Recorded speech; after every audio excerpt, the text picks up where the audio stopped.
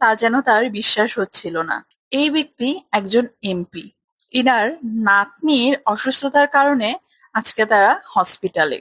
ডাক্তারের সাথে তার নাতনি এবং তার মেয়ে ল্যাবে টেস্ট করাতে গেলে সেই রুমে বসেই তিনি রাজনৈতিক একটি মিটিং সেরে নেন। এই রাজনৈতিক মিটিং এর মাঝেই পুলিশের কাছে একটি ফোন কল আসে এবং সেই ফোন কলটি রিসিভ করার পর পুলিশটি বলে যে স্যার, একটা সমস্যা হয়ে গেছে।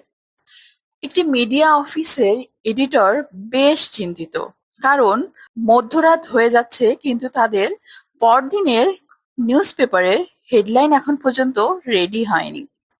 অনেক বাছাবাছির পর তারা একটা হেডলাইন রেডি করলো। কি ছিল সেই হেডলাইনটা? Burn to death.